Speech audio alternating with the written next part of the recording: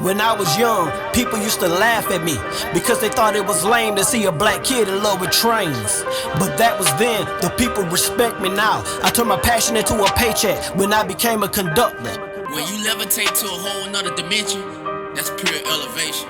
Clear signal, high ball. You're not just watching, you riding the Throttle Notchers, where the rails run wild and the stories run deep. You're not just watching, you riding the Throttle Notchers, where the midnight train to Georgia wake you out of your sleep. Two diesels painted white and black with 100 stacks, shake the grounds of your house if you live right by the train. Exciting episode of Throttle Notchers, episode number 6. Got my main man. Ayo, this brother really don't need an introduction. Well-known rail fan between the upstate of South Carolina and the Augusta, Georgia area, but I'm going to give you one anyway. Anthony Davis, Ant Davis, GNW Rail Link, General Manager, Catawba, South Carolina. What's going on, brother? You got this man right here in the crew room. What's going on, man? How you doing this morning, man? Hanging in there, man. Another day, another dollar. So this man right here, he really put in a lot of work. And let you know, man, you are actually the first person to come on Throttle Notchers who has no Class 1 experience. You have worked strictly with short lines. Why did you not go to a Class 1? Or was that ever a desire for you? I wanted to go Class 1, but of course, you know, the man upstairs had different plans. I did try to put in for Norfolk Southern, well, pretty much everybody, you know, CSH in Norfolk Southern at the time. It was during the recession, so of course it's not like what it is now where everybody and their mama can get on with the railroad just as long as you have a body.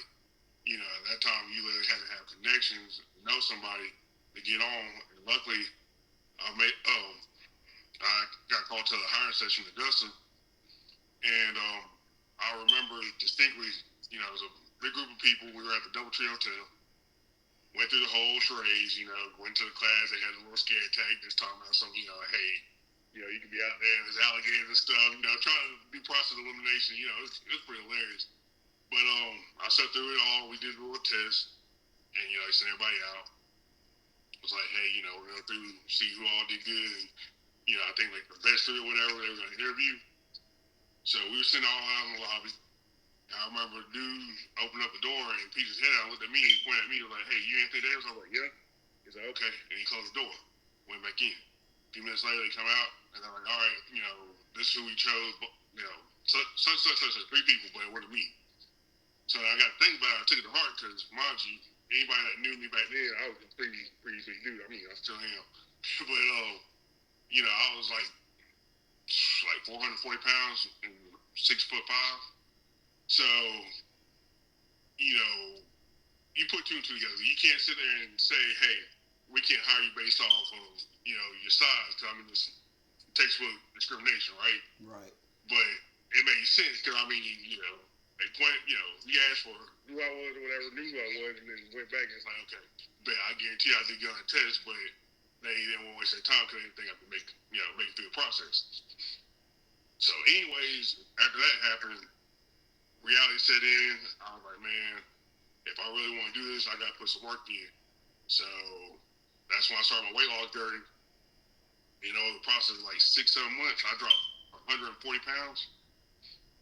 And ironically, at that same time,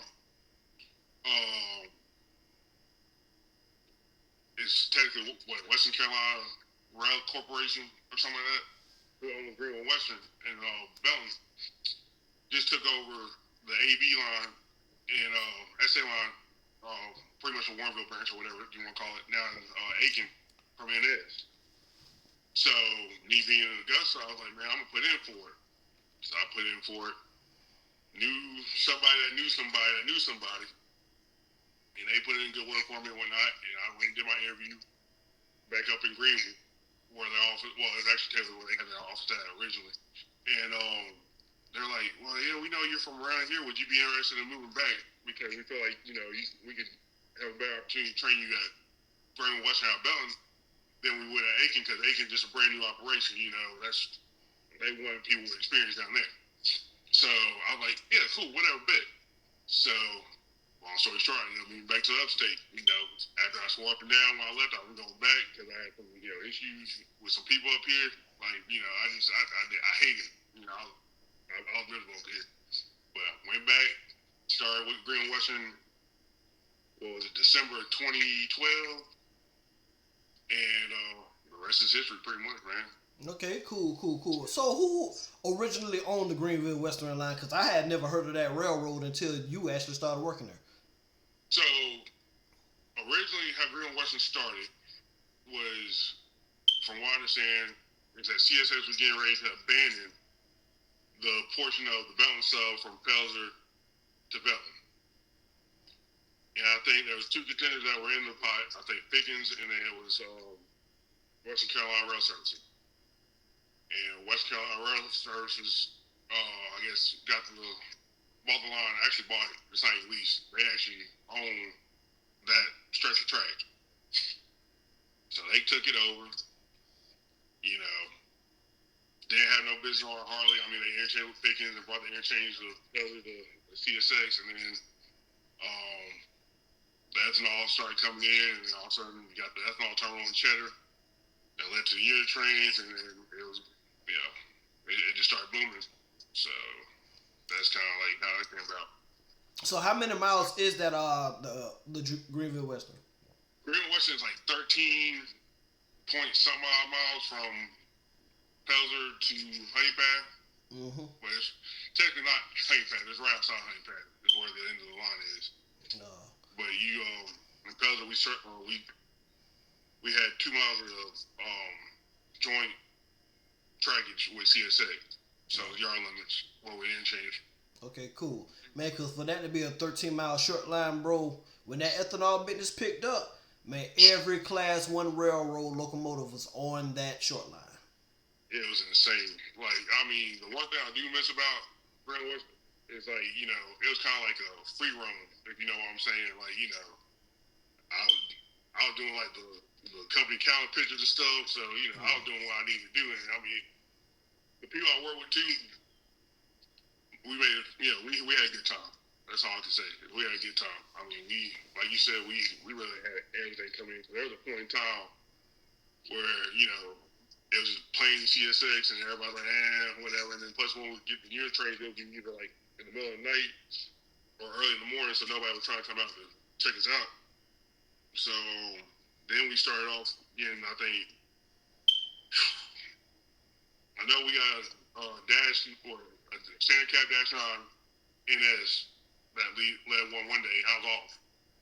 But I actually caught them running that in. We had a Santa Fe dash 9, Warbond or whatever. BNSF, UP, CN, CP. I mean, we done had everything. Literally, like the crazy one was the time that me and Alan Gibbs picked up K457 at Pelzer, and this one was a real one because, you know, I think they brought it in the middle of the night and we weren't resting, so they cut it off in Pelzer, you know, chopped it up or whatever.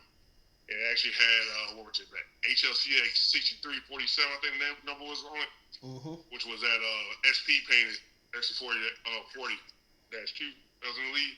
Sheesh. That jump was wild. Man, again, like, y'all boys literally had every Class 1 on a 13-mile short line. This is like 2014, right? Yeah, because, I mean, I started in 2012. I was engineer, I think, come 2014. And, I think about 2014 is when we started getting all this stuff in. Yeah, that got to be accurate for people who don't know or who didn't rail fan at that point in time. Man, 2014 had to be a rail fan's dream because every Class 1 railroad owed each other power hours. So for pretty much for a full year, nothing came through South Carolina that did not have foreign power. We even seen some short line railroads. What it is, it's one of those short lines out in like not Nebraska, Iowa. What was it? Not Iowa Interstate, was it? No, not Iowa Interstate. It was the railroad, the short line locomotives there, blue and yellow, because it came down on. DME. Yeah, the DME because they went. It came in on. They went out on Norfolk Southern 191, and ironic, it was led by CSX YN2. Yeah. It was a wild time. Yeah, man. Yeah, 2014, like I said, for a whole year, Every Class 1 touched South Carolina on some type of training. And of course, that's just what we seen in South Carolina. That's not counting what probably being out west or, Alabama or whatnot. It was buck wild, like stupid wild. We had KCS Southern Bells on like 237, 238. Cause I remember chasing them. It was like a snowstorm or whatever. Ice on that just hit the upstate. I remember catching them. You had the Southern painted heritage unit. The SC40 hot hood. Mm-hmm. We had that over here. What else? I remember catching what was like a CI, TX, XUP, SC70, SC90 Mac. All right. It was like baby blue with white letter on it. Like I said, it was a time. Man, I remember one of my greatest catches was when I caught the circus train coming down the R line with two CSX wide cabs. As soon as they got in the yard, NS 338 went up the R line with unpatched Santa Fe war bonnet. Oh yeah, it was crazy. Like I said, people don't know. It's boring nowadays. Yes. It's straight boring, and it's kind of like crazy because at the time, everybody was moaning and groaning about Dash 9s, and this, and it's like now Dash 9s they about to phase out. It's the same thing, just a different, new cab on all that good stuff, but it's like you still ain't got Dash 9s no more. Yeah, like I said, things change on the railroad. Things never stay the same. Oh yeah, for sure. All right, so brother, let's get into your background, man. Where you from? Let everybody know where you from and some of your what got you into the railroad industry as far as the rail fan goes. Gotcha. So for those that don't know, I was born in Germany. Actually in Duckhouse, Germany. My family lived in Munich, Germany, and that's where I grew up at. So I was born in 91, moved to the States in 94. My dad was in the military, my mom's German. I was born off post, so therefore I got dual citizenship. So I have German citizenship, and U.S. citizenship. German was my first language. Surprise, surprise. So I had to learn how to speak English. Barely speaking in German now because my mom didn't want me to fit in when we moved to the States, and she didn't want me just speaking German. She regrets that to this day. I can understand it, just can't really speak it. I can speak it a little bit, but enough to get me in trouble. So we moved to the States, moved to upstate South Carolina because my dad's from Anderson. So we moved to Greenville, stayed around the upstate, Greenville, Simpsonville, which, as a matter of fact, pretty much most of my childhood was spent in Simpsonville, which we'll spin that back around. Because it's kind of like a deja vu moment for that. And then between my sophomore year and junior year of high school, we moved down to Augusta. And that's kind of where I kind of came on the map of the whole rail fan scene. Mainly because of street running and all that stuff. Because I was down on 6th Street like all the time, like all day, every day. And then when I ended up getting hired with Greenville and Western, I moved back to upstate in 2012. So been back up here since. Okay, cool. Any desires to go back down to the Augusta area to possibly live or just to go visit? I need to go visit. It's been a minute. It's been a long minute because, like I said, last time I was down there, I think the last time I really was down there was when I was on my way back from Jacksonville from engineer class with G&W, and I just happened to just pass through, and man, I couldn't recognize nothing. And like I said, I haven't been back. It's just been busy, you know what I'm saying? So, like I said, there's people I gotta see and things I want to catch up on. Just need to make some time, I guess. Cool. All right, man. So let me ask you this question because I come through Augusta, Georgia, like every so many months. I go down there just to drive around because, again, like I tell people, Augusta, Georgia, and Columbia, South Carolina is practically the same city, just on the other side of the state line. You rail fan, and one thing I noticed about Augusta, Georgia, it seems like it is really, truly a shell of its former self. It is. I mean, now I know a lot's changed since I've been down there. because you had a lot more trains that ran 6th Street, daylight. But now it seems like I think a lot of it runs in the middle of the night. Plus, they took away, 155, 156. That's right. So, back when I was down there, you had 191, 192, 155, 156. So, you had 4 trains that you could catch. And like I said, they were mainly daylight trains, and you could pretty much, clock it, so to speak. Same thing with CSX. I mean, you had a whole bunch of trains. I mean, you had all the coal trains coming down from the Performance Sub. You had the coal train going to, Millersville, up the Georgia Sub, which Georgia Sub was like unique in its own self. Because I mean, where else you gonna find, sections of the main line that still doing rail that run 49 mile an hour? So that was a fun thing about the Georgia Sub. Just the scenery, because I mean, it was pretty much straight country. Between Augusta and Atlanta going on I-20 that way. But as most knows, the Plant Harley down Millersville shut down, so there's no more coal trains. I think the only thing that's keeping that alive right now is a newer rock quarry that opened up on the Millersville sub. So they have that going, and I think the Sandersville short line is supposed to have something that tied into that line too, but I think they've had a lot of controversy for what I saw in some articles about people not wanting them to build a railroad on their property because I think they're having to do like eminent domain or something like that. Yeah, I seen something along those lines about Sandersville Railroad supposed to be having a rock quarry, but like you said, they was getting a lot of pushback because people didn't want them building on their property. Yep.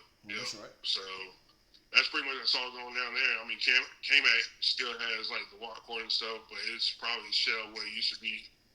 And then going south of Augusta, you really don't have anything between once you get past Jackson and all the way up to Allendale, because all that is SRS and that's Savannah River site, and there ain't no stopping. If you ever went down that little stretch between Augusta and Allendale, you see them signs that say absolutely no stopping for no reason at all. It's like, man, shoot, 10-2, I'm just keep going, I'm keep pushing. So I've heard stories too from buddies of mine that work for CSX on the main way side that were working on the lead going into SRS, and I think one story I got told was that they were doing some track work and they dropped a weld or something like that, and so of course it started smoking. And if you know anything about SRS, they got the guys in the little helicopters running around with the little ARs and jump, and they saw the smoking. Man, they said they had the doggone choppers up there circling around like within like 2 minutes. That's like, man, shoot, nah, y'all can have that. Hey, for real though, man, isn't the Savannah River site, isn't that like a nuclear site? Something like it, man. It's one of them, don't ask, don't tell sites, but yeah, it's something like that. Man, that's the Area 51 of the CSRA. That's it. It's like, man, people that work there, but they don't talk about that junk. So. Okay, cool, man. So let's touch bases on your railroad career, brother. All right. What was it like working for the Greenville Western? Because like I said, I never knew anything about that railroad until you started posting pictures saying that you was working out there. Right. It was interesting with itself, man. Because like I said, first of all, it's 13 miles of traffic, right? You interchange with Pickens and Bellin, and then you interchange with CSX at Pelzer. And at the time, in Pelzer, you had the yard limits, and then you had the Lee Steam Plant lead that went to the power plant in Pelzer called Lee Steam Plant by Duke. And they had just started converting that plant to natural gas. Well, down there. So we had some pretty interesting moves and interesting stories that happened down that way. And that's how we would build our empty unit trains on that lead. But we usually day-to-day operation was, we ran local Z590 with our power. We grab our interchanges from Pickens at Belton, we're out the line, we maybe switch the ethanol plant, get some empties, tack them on us, take the Pelzers, build up on the lead. And then we had Belton Mills, which is right there just north of Scrap Metal Plant in Cheddar. They would get a switch every once in a blue moon, and the thing about them that was unique about them was that their cars went both ways. they go either CSX or NSB or Pickens. So the switch was facing north. Is that right? Yeah, north towards CSX. So we had to grab an NS car, and if we weren't going the Pelzer, you had to go by and roll those cars by. Now, anybody that knows those scrap metal guys ain't worth a flip. Them things about the sorriest cars you have out here, and it's like, man, having to roll a loaded one down, you better test your handbrakes, is all I can say. But a lot of times, if we did have to go Pelzer, but it was a car going back, the NS would, make the switch going north, and then we just switch it around at Pelzer and bring it back, so it'd make a round trip. It just kept us from having to get into a predicament where, car got away and couldn't catch it. But we had that, and then we also had the famous unit trains, that made us the bread and butter. There was times where we were blocked in because we had a unit train on site, and then actually we had three unit trains on site, and that would block us in because we would be able to have enough room to fit a train on spot on Thompson siding, which could hold like 57 cars, something like that. And you had track one that could hold about the same amount, and then you had the main line. So you could squeeze that, and you would have another train tied down the main line over at the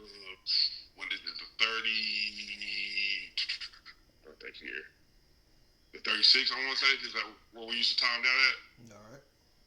And you would have two crews, you would have the actual train crew, and then you would have maybe like the signal guy and the mechanic, which, everybody was, qualified, you know what I mean? So, and the thing about Greenville and Western, we didn't have a title of like they didn't hire us as a conductor or engineer. Our titles were rail transportation specialist, so that way we couldn't sit there and be like, hey, all I am is conductor. I can't, I'm not supposed to do that.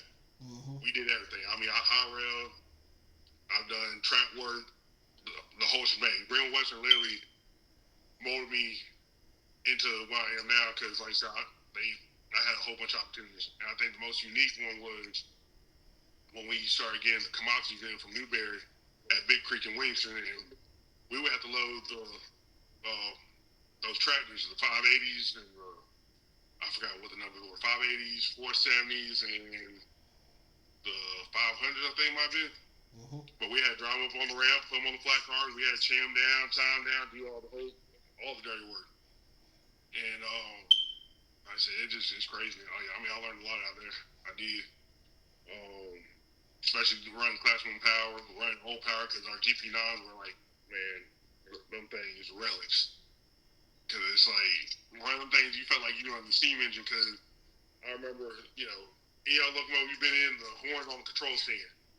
Both 3750, 3751, 3752.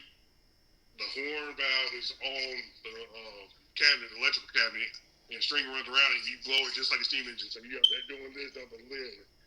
So it's wild. It was time, it was a kind of time machine working out there. But then we got the G30s.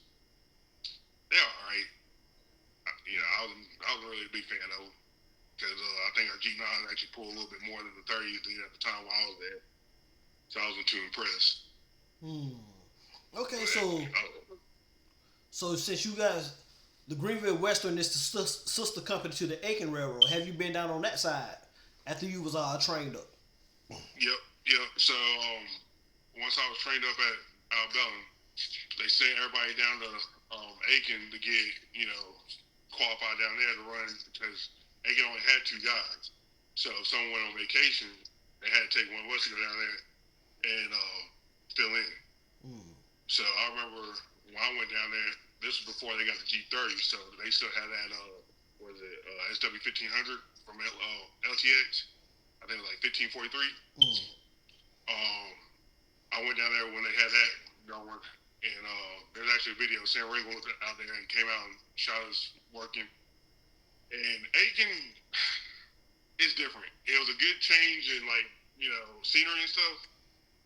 But as far as operation goes, man, after a while it'd probably be boring to me because especially making that show down to Warrenville, it's like going down the not the SA, going down the AB line. Once you leave Aiken, it's nothing. You out in the middle of nowhere. You don't see nothing. So it's just like, it's kind of boring to me. Well, I mean, it was fun, to work it, because I mean, you did a lot of old school railroading out there because everything was backwards, and you didn't really have nowhere to run around. So it was pretty fun. Okay, yeah. So you guys do have to shove down there to that interchange with the NS and pull back up. That's right. Okay. Because, well, you go down engine light first to make your pool, because you ain't got nothing. You ain't got a track to switch out at Warrenville. So you gotta go down engine light, get your inbounds, pull them up, then go switch all your customers, and then make the shove down with your outbounds, and then be done. Okay, cool. So, needless to say, the Greenville, Western, and Aiken roads, they don't really have a whole lot of business. They have a lot of business. Still does. They just got a new facility that opened up in Belton, which I was happy to see for them, because the whole time, man, while I was there, we had the milking site, which is right outside the yard in Belton, going north. And I felt like it had a lot of potential back when I was there. And I just hate to see it just, no one interested in it. And they finally got somebody to purchase it or whatever, and it's like a lumber facility. Mm-hmm. And it's huge. They done built, like, they got a new sign in, and then off the side is a spur going into the place, and they still got, like, more acreage for, like, another potential customer. So, like I said, I'm happy for them. I want to see them boom, man, because, like I said, that line has a lot of potential. They're back with, they don't have the unit trains at ethanol, but they're still doing ethanol out of the yard, where they first started at before they got their ethanol plant. Mm-hmm. They're doing a lot of car storage from what I saw. I think Belton Mills, come to find out, they actually extended their track.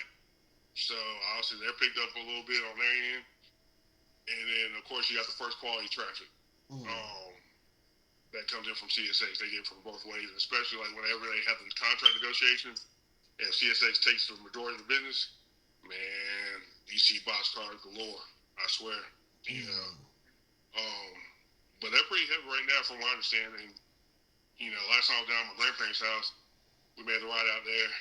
And Pickens actually put new rail in from, I think it's Milepost Zero in downtown Belton, all the way over to the crossover with Pickens. So now it's got the whole new 136 rail.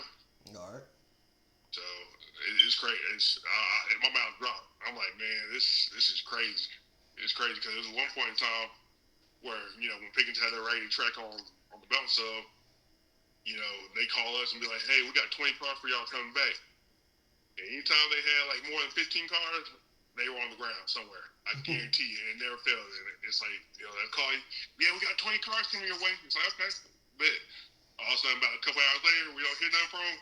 They call us, yeah, we on the ground over here at such. And it's like, it never failed.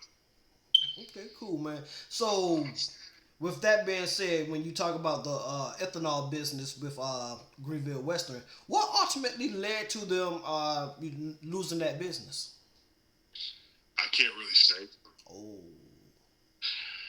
Yeah, I can't really say, what the deal was with that. It was a multitude of things.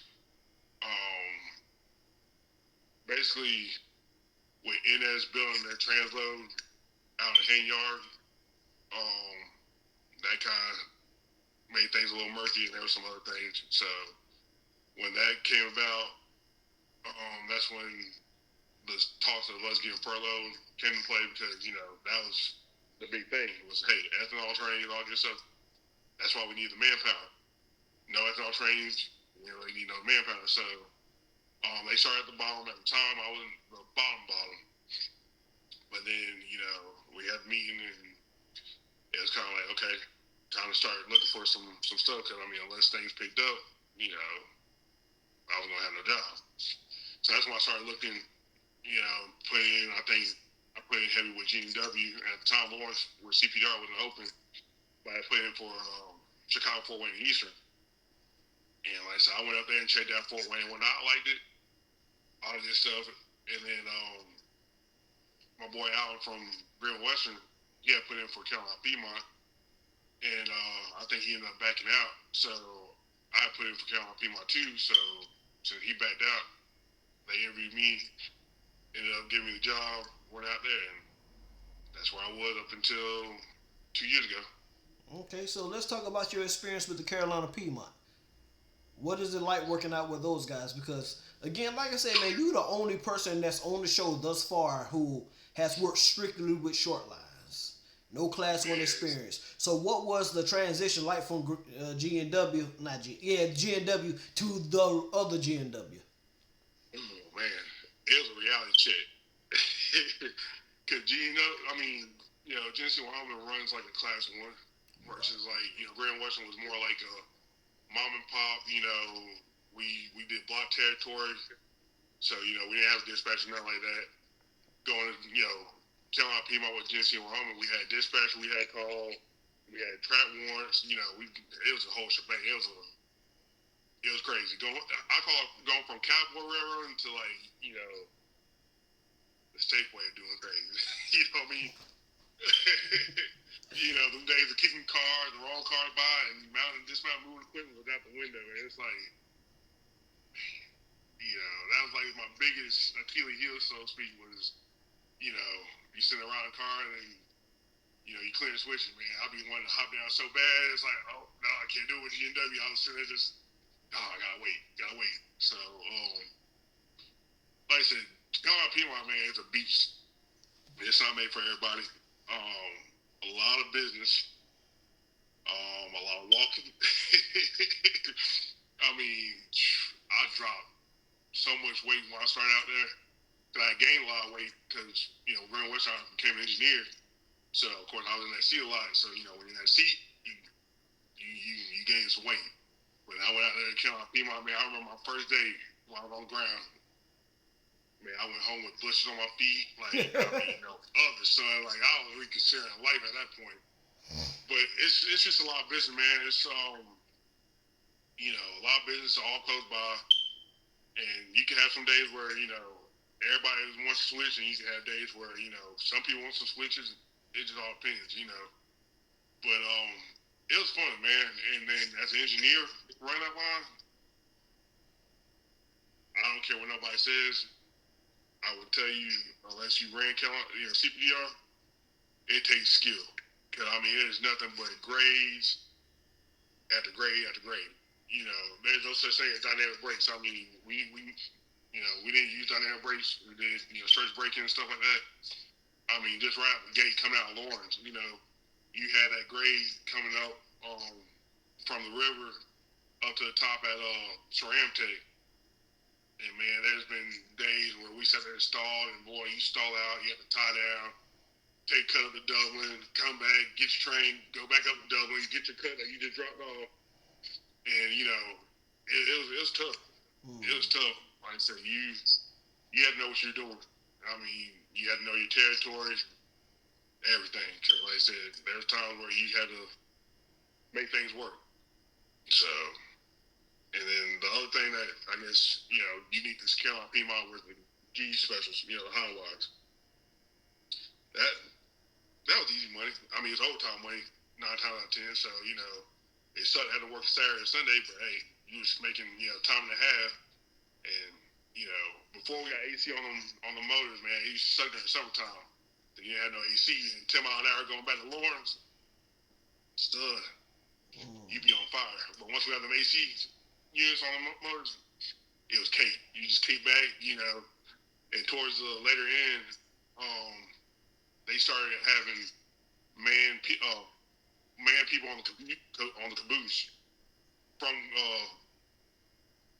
GE and Greenville all the way to Lawrence. Where it used to be, unless it was like a 20 axle, we didn't have nobody with us. It was just us, the crew, engineer and conductor. But then G made it to the point where anytime they had caboose on the High-Wise, they had people with it. So it made it a little bit easier because, you had them looking out and you had separate radios to talk to them. And whereas, we have to stop and walk things by, they were your eyes. You sit there and talk to them on the radio, be like, hey, we're coming up on this close clearance or whatever. all right, we keep an eye out, and you just communicate, you keep an eye, all right, we good, just keep it rolling. So let's stop it with the fun, a lot better. So,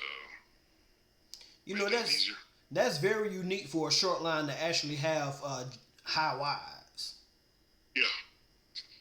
And I mean, it's a big responsibility. I mean, you don't think about it, Tom, but man, them turbines cost more than anything I own, like all my life assets. So it's like if something goes wrong with one thing, you just, hey, I'm gonna call Uber. And I'm gonna go to the house. Y'all can call me out and leave all my stuff. I'm done. If something goes wrong with one things, I ain't doing it. All right, cool. So becoming a locomotive engineer for G&W, what was that like? Walk us through the process of transitioning from a conductor to an engineer at a short line. Man, even though I had the experience with Greenville and Western, I still, with G&W, had to go through their whole process. So I had to go down to Jacksonville for like 2 weeks and went to their engineering class, which is at their corporate office in Jacksonville. And it's just like a classroom, man. They had a classroom with the simulators. They had a back room where they actually had like a setup where it's like a control stand with a seat that was hooked up to like, they had different airlines. They had like an actual piston, like on a brake piston on a rail car. And they had like the EOT on the wall and junk. And it was all interconnected. So if you were in the seat, you sit there and go to grab air, the piston would come out on the brake cylinder on the wall, and then the EOT would sit there and show you pressure. It was crazy. I mean, for it to be a short line, it was top notch. I ain't gonna lie. Okay, you would expect that from G&W, considering that they own like 1,000 short lines. Man, it was crazy because I was in class with I remember this dude from Canada. Had some guys from DC. I'm trying to think where else. I can't even think. I remember the Canadian dude. Just because he was that was his first time like in the States, and that was just a whole story within itself. And the dude from GC, me and him actually clicked because come to find out he was in law enforcement.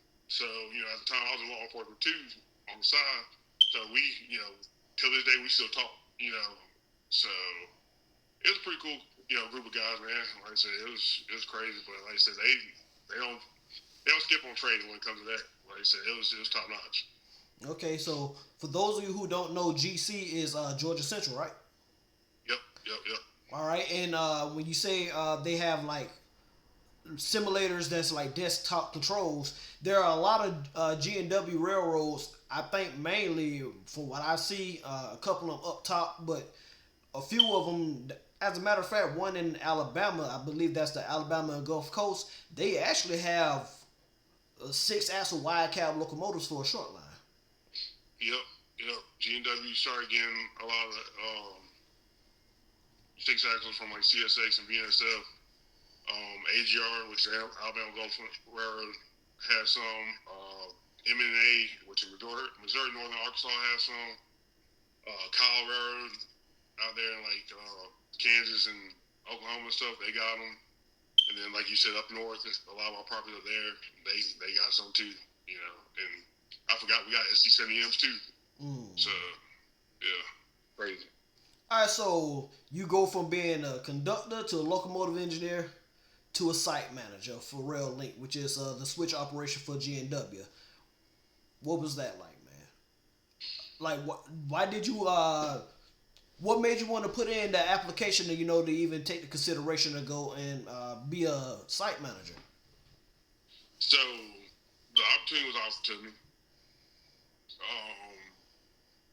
Never, ever thought of myself going into management whatsoever. I was content in being, T&E. I was like, hey, that was my life plans. I was in training service. I was going to retire training service in the store, right? Never thought about it. And then, like I said, I got approached about the gig. Got thinking about it. Me and my wife, and at the time, my youngest was just born, so it was both my boys. We all packed up after vacation and we went down to New Orleans. And while we were down there, we went out to Baton Rouge to go check out that site because at the time that was one of the options. So I liked it. I liked Louisiana. Loved the vibes and whatnot. My wife was like, "Nah, she couldn't do it because the heat. Heat and stuff." She's like, "Nah, I ain't with it." So don't tell me the heat down there worse than South Carolina. Man, the mosquitoes. The Airbnb we stayed at was on a bayou, and it had its own deck, or what do you call it? Dock. There we go. It had its own dock. So every morning I go out there and fish. Well, I didn't have no bug spray, man. By the time it was over and set, I was hurting. I got ate up by the mosquitoes, man. I was like, nah, this ain't even it.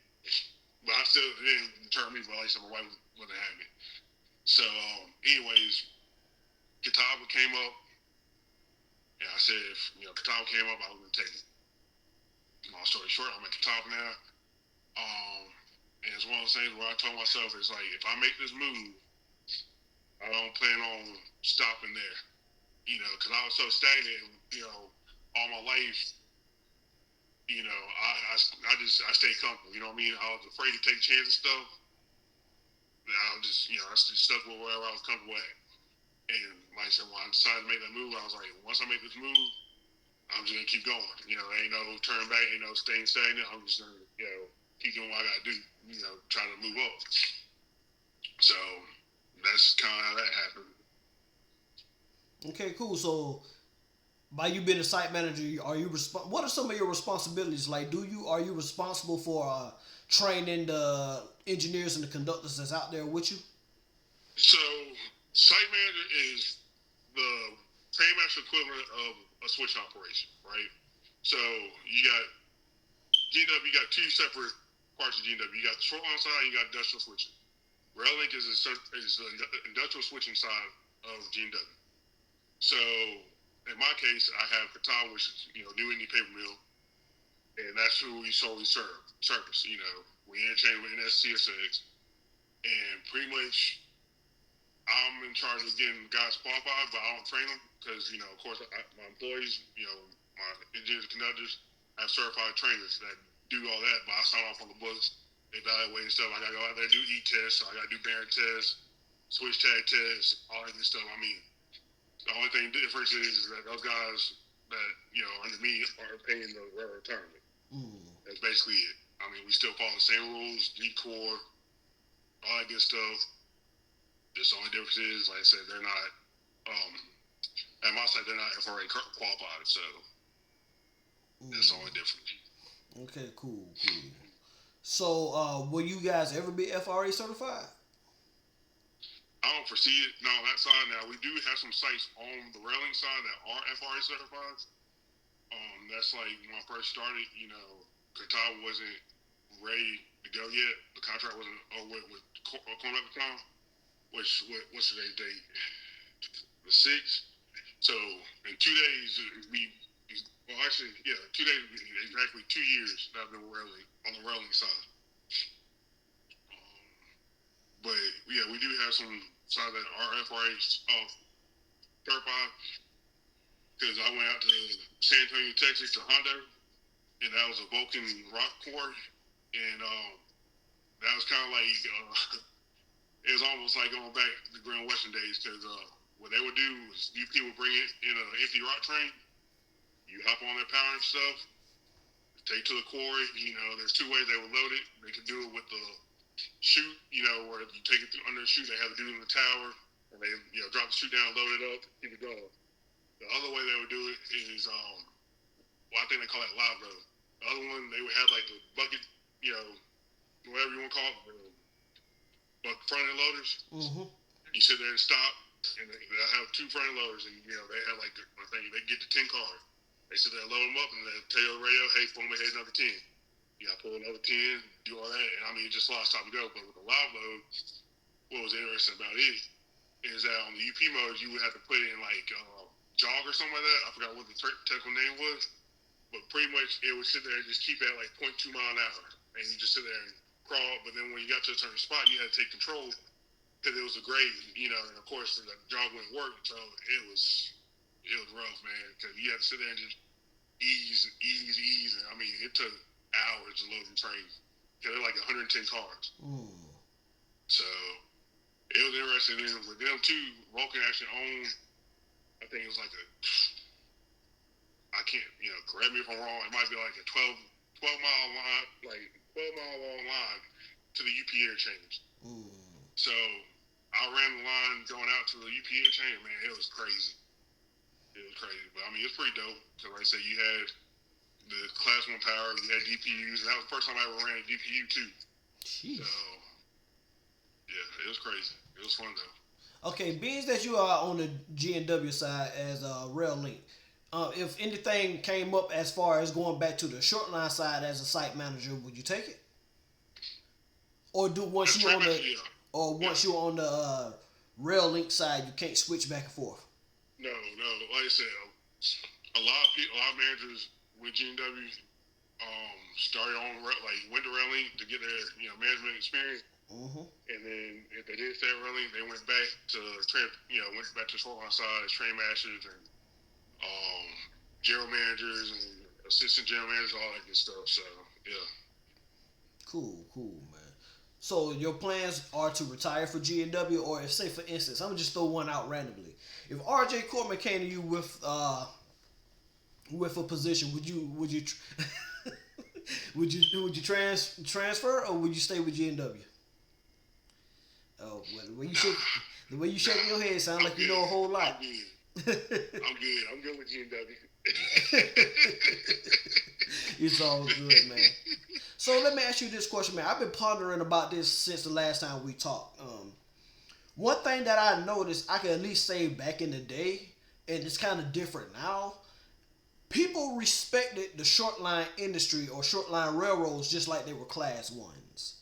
Right. Somewhere along the line, I feel like people who worked at class ones kind of started to frown upon, turn their nose up on short lines. What is the reason for the loss of respect in your opinion? Because me personally, I used to say, or I still say, short lines, especially in the South, was widely respected back then because a lot of them ran like class ones. And what I mean by ran like class ones, of course the speed was a little different, but a lot of those guys that worked out there at the short lines in the South back then, they had the mentality of do what you got to do to get the job done.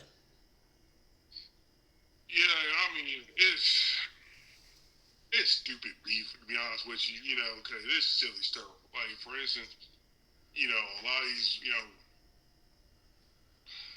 don't know what you want to call, I guess, super class 1 guys are like, oh man, there's just nothing but scab, And it's like, let me tell you, it's like, if you ain't union, you a scab. Funny thing was, when Carolina Piedmont, we were union. So it didn't make us no difference. I mean, we were in the same union as local CSS guys, So it's like, okay, that argument's out the window.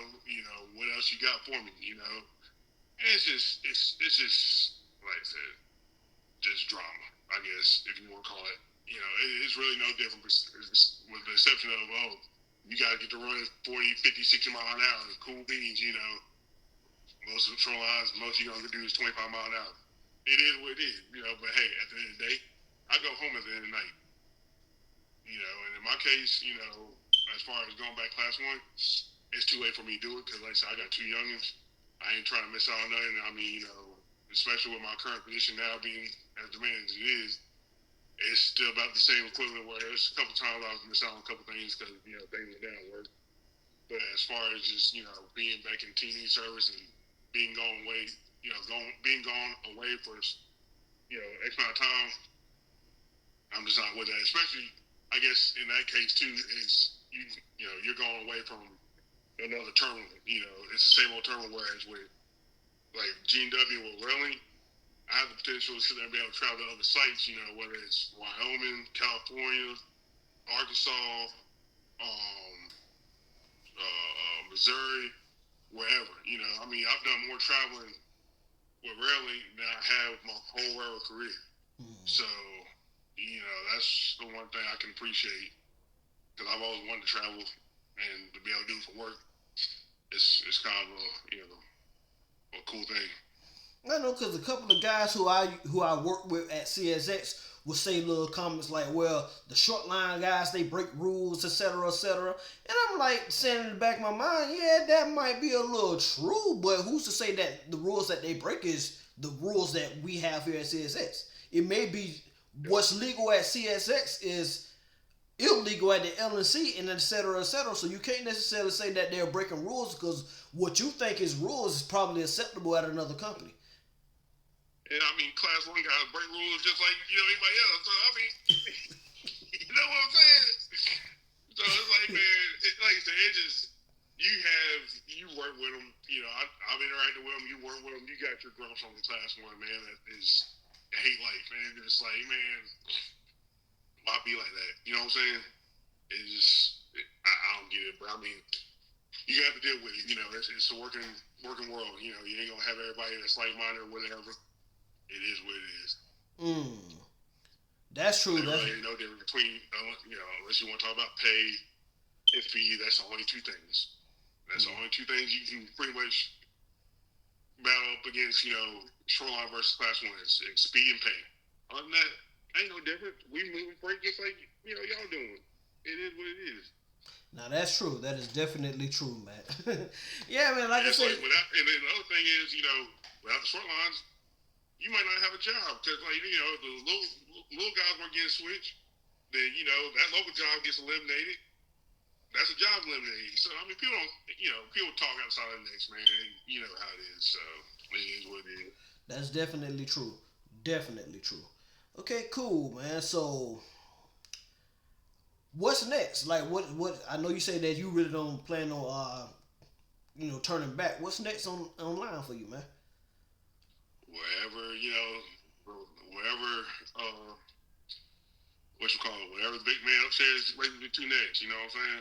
It's just, the possibilities are endless, and that's one thing I do like about GMW, and I guess the short line side of things is that, if you get in with a good company, you can move, they promote making moves, you know what I mean? So it's like, once you start making moves and you get, good with the right people and, you put forth the effort and do good, at what you do, you're going to get seen, and when they start seeing you for what you're worth, you're going to be able to make those moves that you want to make, because I mean, with me, it's like, I want everything in my power to sit there and see my company to see, my site to see. I mean, yeah, I just service one particular mill, but, to go from what they were dealing with beforehand to what, what I offer right now, it's like night and day. Like, hear the compliments and whatnot is what drives me to keep doing what I'm doing. So that's the main thing. So when you guys took over Rail Link, did a couple of guys who was with the former company, RJ Corman, did they stick around or did they leave? Oh well. That was a whole story within itself too, boy. Like I said, that's one. Yeah, that's one reason why I ain't got no use for corporate. They set us up pretty good on that one. Long story short, we were supposed to get some guys, and supposedly it was in cahoots to try to make us not be successful, where they didn't show up. So basically, it was kind of like, okay, we were already behind when we first started, but we overcame it, and like I said, now we are where we are. So, like I said, that one little stunt didn't deter us or hinder us, I guess like they wanted it to. So, we still doing what we do. So, that's all we can do. All right, man. So, with that being said, let's talk. You don't, like you said, you've ran everything that was on Class 1s. You've ran some old school power. You've been a locomotive engineer, man. What were some of your favorite models to run? So my favorite was there was a time where we got unit training.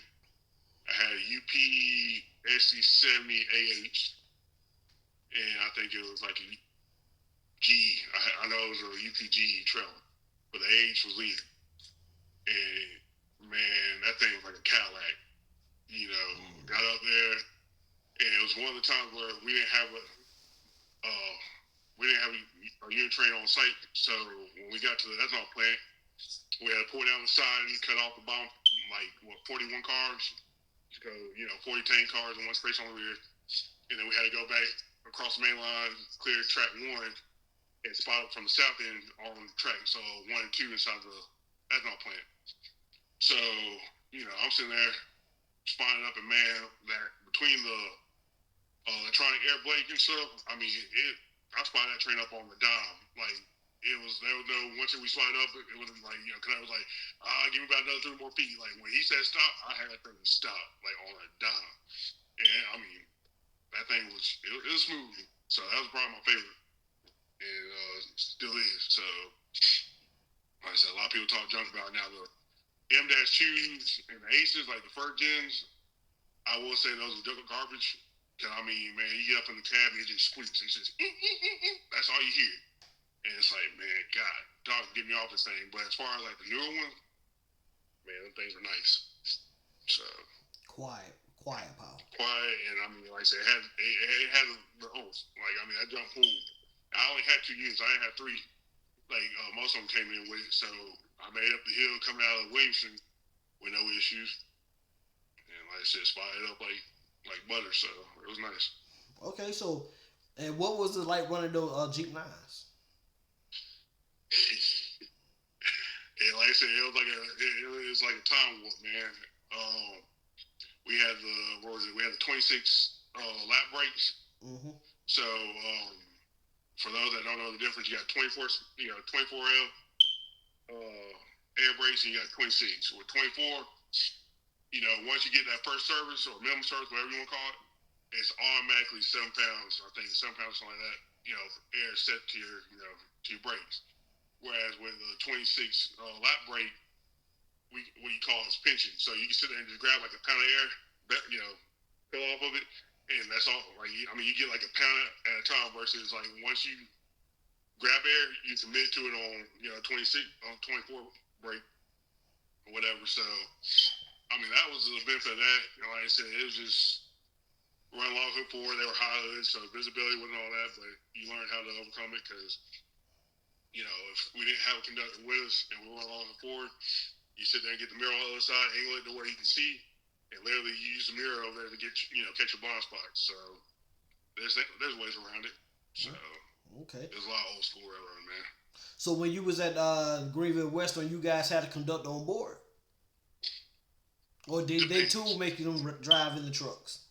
It all depends. Because it depends on what we had to do. Like if we had to build an empty ethanol train, we didn't have our railroad officer on site to be our PTI, so to speak. Then we would drive the truck and stuff like that. So, but most of the time you had conductor on. So, cool. It's just like I said, depending on circumstances. All right, now so it's story time, brother. Oh boy. As a rail fan and a railroader, what are some of the things that have stuck out to you, some of your greatest chases? Because you actually was the first person that showed me that I wasn't the only black man out here rail fanning. You and JK were the first ones that showed me, man, yeah, brothers out here doing this just as well. You might not see us, but because we're from other places, but you're not alone in this.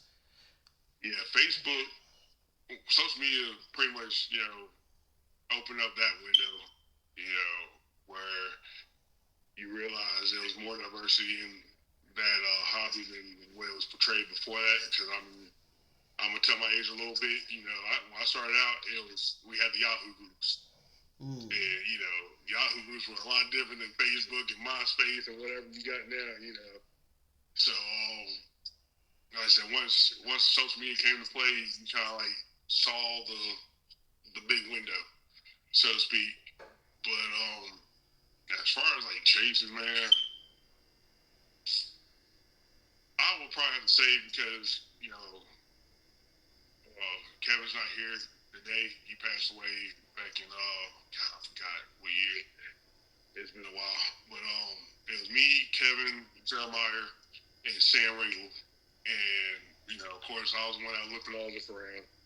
And we ended up chasing a train from Augusta down to Fairfax, and then we drove all the way up to Columbia, to Divine Junction, and then we called 191 with Josh Nance and engineer Steve. I forgot what the dude's name was. It was a black engineer. His name was Steve. I don't know what his last name was. But it was an older dude.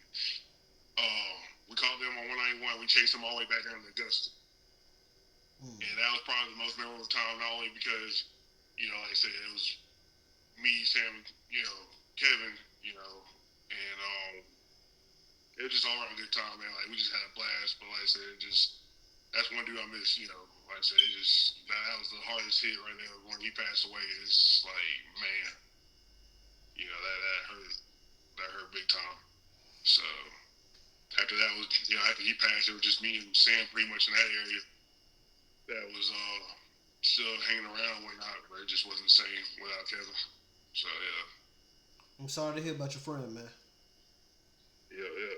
But like I said, other than that, that's probably one of the memorable ones. First time I met Sam Ringle, and we linked up. We sat there and chased. I forgot what it was. We chased something up from McCormick Sub. But this is probably the busiest I've probably ever seen McCormick Sub, and probably the busiest you will ever see McCormick Sub. Literally, they met a train at every side between Augusta up to Greenwood. And it was crazy. I mean, just like the power and stuff, it was insane. It was a good time. Because I know you had a video on YouTube where you chased 156 with the, ladies and gentlemen, the original Heritage unit, the NS 4610.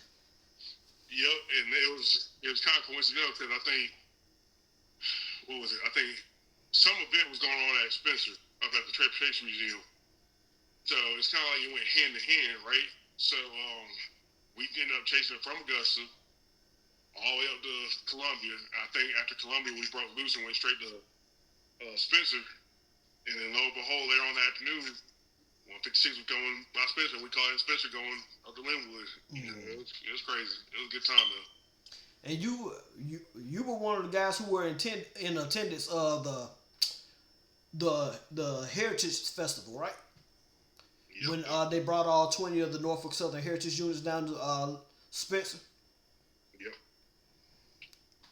and that was bananas, man. Hey, from the pictures, it looked like it was hot as hell. Yeah, they had old people falling out. Boy, them old timers like just over there, with little tripods, and they just fall out. It was just crazy. It was stupid. Man. But I sweated so much, it was even funny. Man, and who was I just telling that to? I think it was not Troy Smith or Brian Smith. I was just saying, man, around that time frame, Norfolk Southern real life was America's favorite railroad. For sure. The Heritage Festival, the Streamliner Festival. They had, if I'm not mistaken, they had just brought back the 611 and got that in running condition. Man, it's so crazy to see.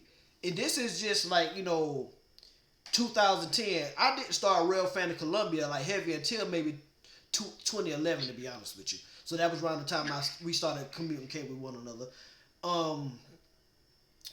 It's crazy to see from that small period of time from like 2010 to maybe 2016, and even now how, and I'm a Norfolk Southern fanatic, but I love CSX as well. But it's just so crazy to see how Norfolk Southern went from America's favorite railroad to about to be merged to Union Pacific. Yeah, it's crazy. Like I said, I would have never seen the day that all these mergers are happening, especially with that CP and KCS merger. It's like, man, crazy. Yeah, that's the one that shocked everybody. Them two railroads, but then at the same time, it made sense because they both had property in the same places. Yeah, I mean, they're the only ones that actually have connection. Well, actually connect through Canada, North America, and Mexico. So it was a smart move. I mean, you're going through 3 countries with no kind of interchange or anything like that. So it was smart. Well, if you really think about it, they really is the first transcontinental railroad. They just not going east-west. They just going north-south. Correct. Cool. So, Another chase that I seen that you went on, I was mad at you because you didn't put up the video. When you went out there and you chased it, I believe that was NS66W from the rock quarry down there in Stapleton on the SNA. Oh yeah. That's somewhere in the archive, man. But yeah, that one was wild. Cause that's some country out there. You ain't lying, bro. You know, it's hard to catch anything out there. It's not really hard. It's just not covered. You know, and I mean, I don't know. I guess I'm different in the aspect of I like the stuff that people don't cover. You know what I mean? Same here, man. It's just like, you know, why don't people cover it? And it might be people have their preferences. You know, if they ain't got no special locomotive on it, they don't want nothing to do with it.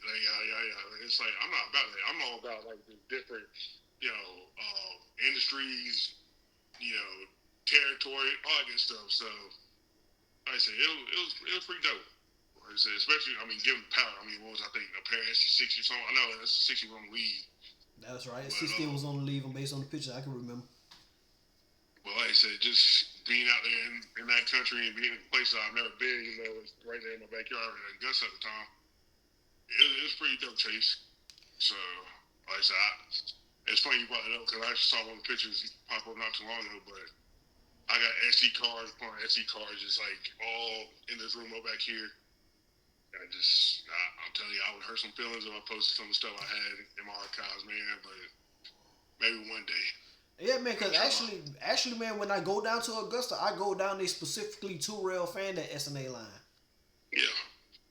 And see, Sam pretty much works on the SNA line a lot.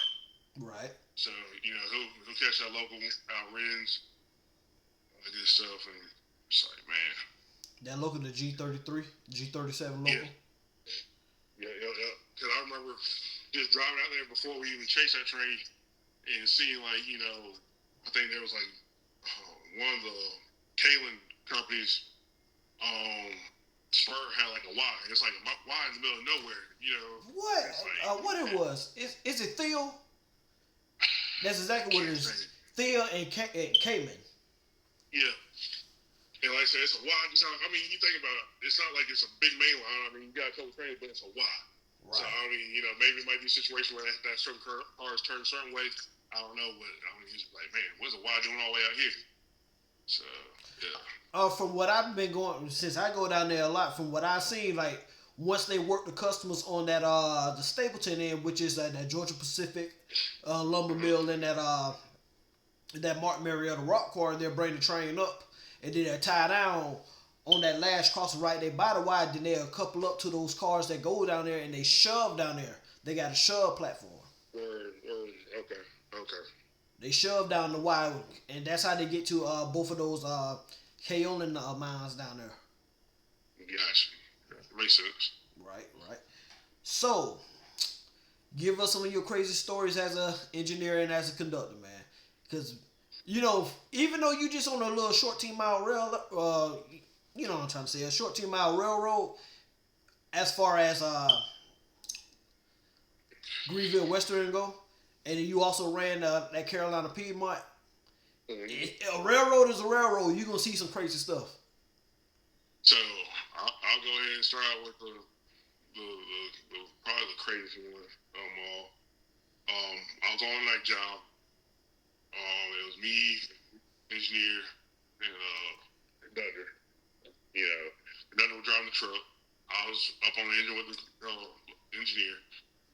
Mind you, it's like 1 o'clock in the morning. Ain't nobody out. We sitting there just going down the track, and we come up to this one crossing. And you know, before the crossing activated, we see a car kind of creep across the crossing. You know, it was actually a 2-track crossing because it's a side that it crossed over as well. And, you know, I'm just kind of like, man, something don't seem right. You know, they just creeping across. I mean, if I'm going across crossing, especially if I see headlights coming, I'm going to, you know, boogie woogie. And all of a sudden, they go across and they stop. I'm like, what in the world? And all of a sudden, I just see a silhouette somewhere on the side of the car. And, you know, we go through the crossing. And once again, it's 1 o'clock in the morning. So I look, and I say, you know, chick over there, she done raised her shirt up, boy. She flashing her junk. And I'm like, dude, what? So I'm telling my, I'm like, hey, man, hey, she flashing, man. man, she over here flashing us. And he's like, dude, where? I'm like, man, this chick was out here. She just showed everything. I'm like, he's like, man, come on. So, you know, I was like, okay, that's the one that we ain't gonna see her no more. So we went around the corner, had to make a 2-car set out. Took it about 10 minutes max, you know. So we made that set out, got back up on the engine, and straight shot, you know, to the yard. So we took off. We were coming through the next town. They said, you know, I see a car hanging out across. I'm like, nah, man. I was like, that can't be her. And so we come up, and sure enough, same chick. This time she ain't got nothing but draws on. That's all she got. She out there just woo, and you know, me and my engineer both looking like, you know, what in the world going on? So we keep going down. You know, we going down the main line, and the highway parallels the main line. So you know, I'm sitting there. I'm like, okay. I was like, this is getting pretty fun. I said, you know, I look down, I see a car beside me. And I look down, and she got the dome light on. And how she did this, I don't know. But this girl had the light on the car, and she had her leg up on the dashboard, and that girl was rubbing her leg. You know, and I'm like, I told her, like, man, she rubbing her leg, she rubbing her leg. She run over there looking, and we sit there looking, and then she take off. So I'm like, man, what in the world going on, you know? And so she get down the way, and we saw her hit the crossing, a few crossings ahead, and she, you know, parks, and I'm like, oh man, what is going on now? So then we're coming down the straightaway. It's straight track for at least 2 miles. And you see her come out, and she stands in the middle of the crossing, butt naked. Ain't got no clothes on, nothing. So my engineer at that time, he's like, man, I'm about to stop this train. So he started grabbing air, started slowing down. I guess he saw us slowing down. Boy, she jumped in the car and took off. And that's the last I ever seen of a chick. Hey. And I'm like, man, that made for an interesting night. Cause I hate working nights as it is. But that was a wild one. I still can't believe it to this day. But like I said, between me and the engineer, we know what happened. And it happened. And it's just like, man. So that was as a conductor, brakeman, whatever. As an engineer, I think, I'm trying to think, probably the craziest one as an engineer was, it was night shift again. Me and night shift don't get along, man. And I'm sitting there making the drop in the town, you know, down our Cypress grade. So I'm running every bit of 25. And next thing you know, I come around the curve, and it's almost like cartoon, you know, like the cartoon, what is it, like the Roadrunner or whatever, where I don't know whoever it is puts like the little picture or whatever up, you know, it looks like it's a road, and then he hits it and crashes or whatever.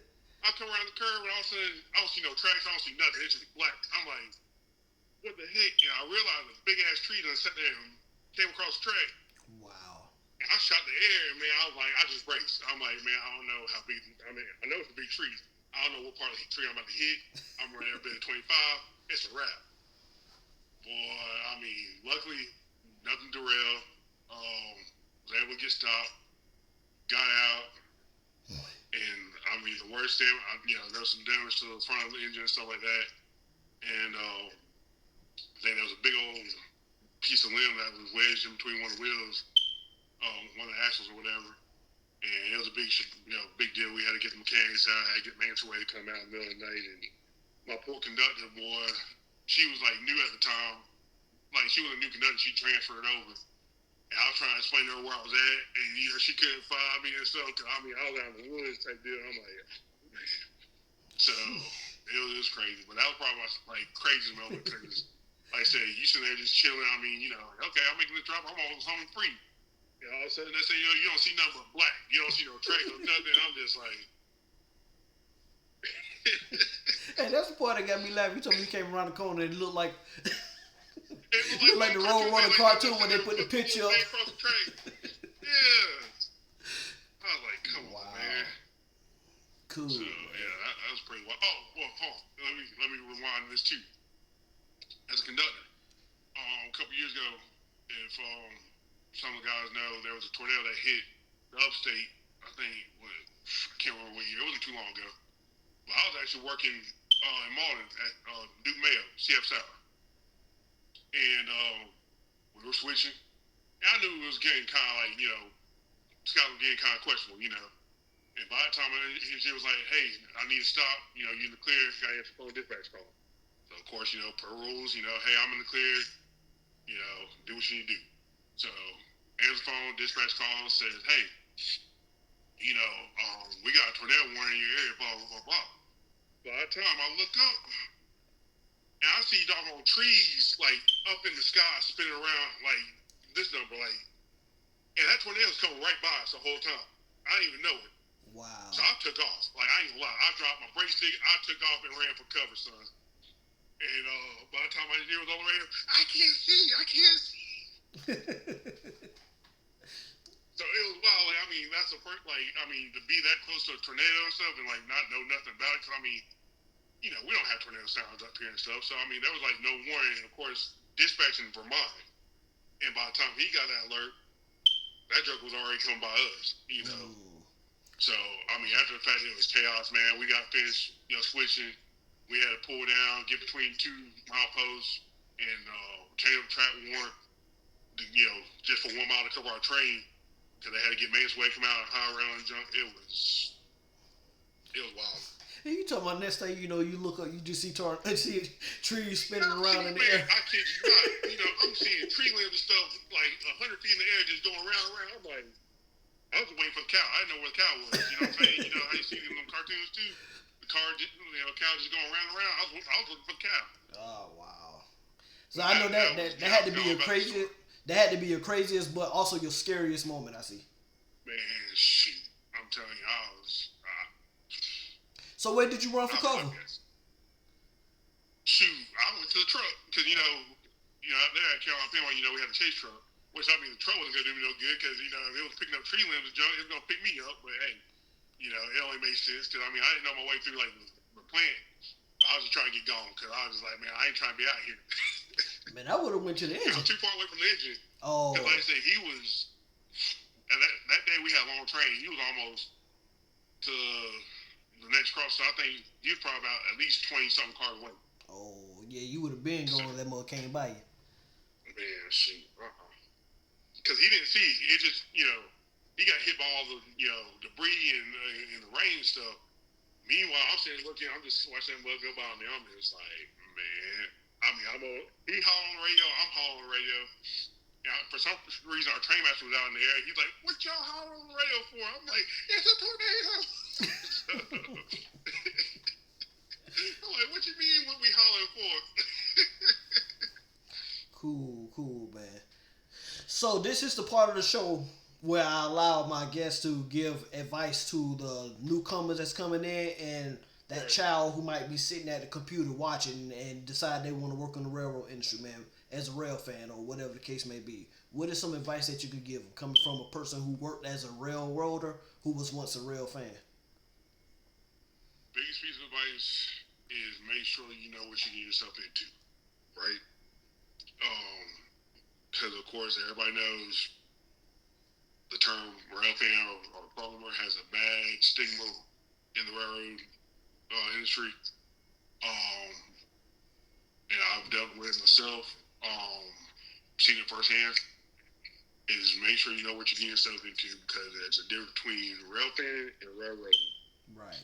Big difference. I mean, you know, most rail fans, you won't catch out there chasing a train in the rain. So, you know, they don't see what, you know, you do or what you have to deal with in the rain as a conductor. You know, it's just pretty much, hey, I'm going to chase a train because it's bright, sunny, the sun's facing the right way and all this other good stuff. And it's like, that's not how it is on the railroad. So, and the other thing is, you don't just get to go sit up in the locomotive and blow the horn and go back and forth. It's more to it. So make sure you know the ins and outs of it and make sure you know it's something that you're capable and able to do. Because like I said, it's a big difference. And for me, I knew it was something that I wanted to do. And I knew the nasty side of it. But it's just in my nature, you know, I like being hands-on and dealing with, you know, big machinery and whatnot. And so I was easy fit, you know, and I'm able to differentiate the two, you know what I mean? And a lot of people get out there and they can't separate themselves from rail fan farmer, you know, mentality to, hey, this is an actual job where, you know, anything could get you killed or hurt. or getting someone else hurt. You know, so it's one of those things. It's like you gotta take it serious. So, like I said, my biggest thing is make sure you know what you get yourself into. Because, like I said, it's a big difference between being a rail fan and being a railroader. So that's the biggest thing. Definitely. I won't deter nobody from doing it. But like I said, it's a great career. It's provided me a lot of things in life that I would have never thought I would have been able, capable of, having or doing or whatever. But like I said, you have to know the difference. You have to know. So that's the biggest piece of advice I can give somebody. Why do you think we as rail fans get negative stigmas as far as, rail fans can't be railroaders? Because as me and you both know, we know a lot of people, including yourself, who are rail fans that are highly successful as railroaders. And I hate to say it, it's a dime a dozen. Because like I said, I've experienced it myself. Not me particularly, but I've seen where a rail fan has come on and tried their hand at railroading, and it's just like it was a no-go. Whether it was just too much for them or whatever the case might be, it's just like I said, you just have to know the difference. You know what I mean? And the biggest thing is a lot of people are afraid to sit there and admit that, hey, I'm not cut out for it. Because especially in the rail fan community, once you make it to that level, you look at it real different, and it's like, if you don't make it, it's like, oh man, well, he couldn't railroad, blah blah. He had a chance and he can't railroad. And people are afraid of that, having that stigma for the rest of their, I guess life or whatever. As far as being in the rail fan community, it's like ain't nothing to be ashamed of, man. It's like it's just like anything else. Certain people can do it, certain people can't. It is what it is. That's true. And do you believe, as rail fans that work on the railroad, that if it comes to discipline, do you think that rail fans get punished a little harsher than the normal railroader? I can't speak for myself. I know I catch a lot of slack, because I get told, hey, your mall trading club buddies and all that good stuff, I laugh at it, because it's all fun and games, like, because it's one of those things where they know about, I'm a different breed when it comes to that, But as far as like, maybe on class one, it might be a little bit different, but as far as everywhere else, I think everybody has a fair opportunity. It's not, a harsher punishment, so to speak, you know what I mean? So, in 13 years of railroad, I've only had one disciplinary situation that was, 100% my fault, and I took it, and that's it, It is what it is. There was nothing, I was a target or whatever. Like I said, I made a mistake. Everybody makes a mistake. It just ended up costing me 3 days. But like I said, you live and you learn. So. That's right. That's it. Cool. Aunt Davis, any questions for me, bro? Nah, man. Shoot, Well, better yet, when you come to GNW. Man, I've been applying, man. If they select me, they select me. They don't, they don't. All I can do is apply. Right. Yeah, because like I said, as far as like local wise, like, the more time I spend over here, the more I, see and able to explore as of what we have. It's like, for me, man, I'll go back to Texas in a heartbeat, to one of our operations out there. Now, you talk about end goal, I think ideally would be like something on the coast, whether it's AGR in Mobile or like the Bay Line or whatever down in Panama, somewhere on the Panhandle. So, be beach life, you know what I mean? That's like the biggest come up. So, like I said, there's just a lot of opportunity. So, I'm just kind of excited to see where the future holds for me, just keep pushing and working hard and doing what I'm doing and keep it moving. I see you went down there to New Orleans and fell in love with that water down there. That's why you're trying to go back to the coast somehow. Man, water, food is because one of my employees, as a matter of fact, he's from Louisiana. He just came back from vacation. He went back home, And I had that dude bring back like a pound of cracklings, man. Chicken cracklings, pork cracklings. I was like, man, look, I'll pay you. Just bring me the goods back. And I'm gonna go ahead and put myself out there. Well, I tell you, by the end of the last night, everything was gone. It was gone, man. Shoot. I ain't gonna laugh at you too much because I'm a fat boy myself, man. Man, I'm telling you that. Boy, I mean, you know, we in the South and people know how to cook here, but Louisiana, that Creole and. Hey man, if you really think about it, you know, somebody said, I seen a TikTok video where the man asked, the question was asked, I should say, who had the better food, the UK or the United States of America? And the man said, are you serious? The United States. Each state is different when it comes to their food culture. Mm-hmm. Each state has different culture when it comes to food, you know, so definitely, especially when you talk about New York, the melting pot. Nah, it's the South. I'm just saying for example. But yeah, you ain't lying.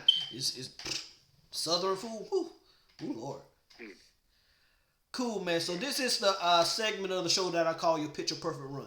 You pick the railroad, the power, the train, the subdivision, weather type, time of day, time of year. What would you consider to be your picture perfect run? So, I'm going to be oddball. And I guess you can blame Facebook for this.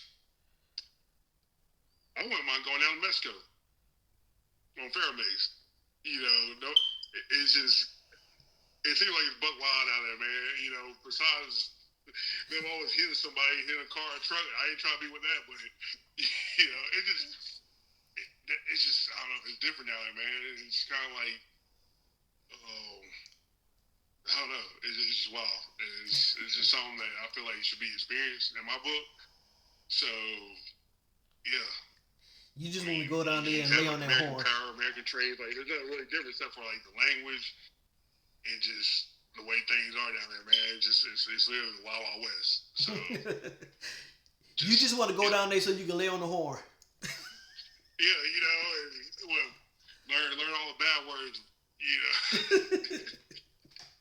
Man, cause them jokers will see a train coming and wait till the train is nearly in the middle of the crossing and still be crossing over the track. Like, golly.